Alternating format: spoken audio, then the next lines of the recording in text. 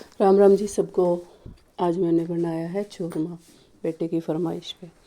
बेटा स्कूल लेके जाता है, छोटा है मेरा बेटा, उसकी फरमाइश पे बना है। वैसे तो मैं रोज़ बनाती हूँ लेकिन कभी रिकॉर्ड नहीं किया।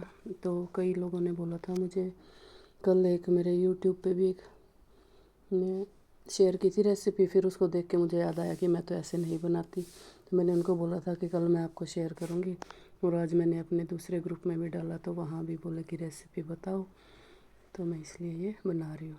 तो भाई सबसे पहले तो मैंने ये 2 मोटी मोटी रोटियाँ बनाई। ज़्यादा का आप बनाना चाहो, ज़्यादा मेंबर है तो ज़्यादा का भी बना सकते हो, क्योंकि वो खा के भी गया और लेके भी गया, उसको बहुत अच्छा लगता है चूरमा।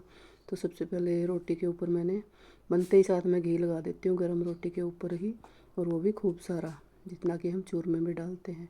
हमारे यहाँ चूरमा जब बनता है तो बहुत सारा घी डलता है, बिल्कुल जब तक वो हलवे की तरह ना हो जाए इतना घी डालते हैं आप। लेकिन आजकल काम इतना रहा नहीं, लेकिन छोटे बच्चे तो पूरा दिन एक्टिव ही रहते हैं, तो उनको तो आप इतना घी खिला सकते हो। और बड़ों के लिए आप जितना मर्जी खाना चाहे उतना ही आप डालो।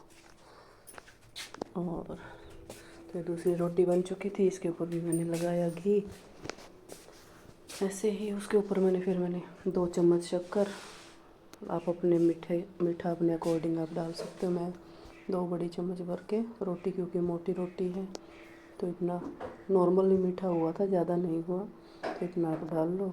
और फिर ये देखो रोटी घी में बिल्कुल तर है, और ऐसे रोटी करके आप अगर बनाओगे तो बिल्कुल सॉफ्ट हो चुकी है, तो आपको बिल्कुल भी ज़ोर नहीं आएगा बनाने में।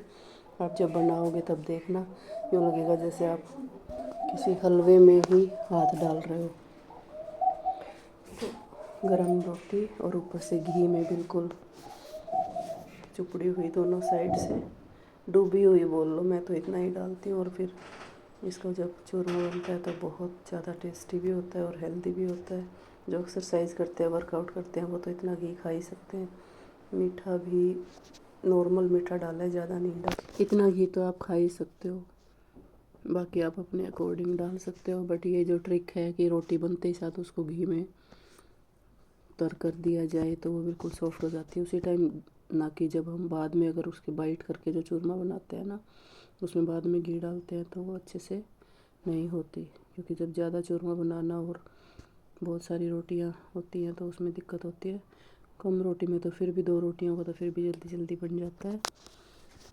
आप इस ट्रिक से ट्राई करना और देखना कितना सॉफ्ट और अच्छा चूरमा बनता है। तो वही मैं तो ऐसे ही बनाती हूँ, आप भी बताना कैसी लगी आपको वीडियो, और कैसा लगा मेरा चूरमा।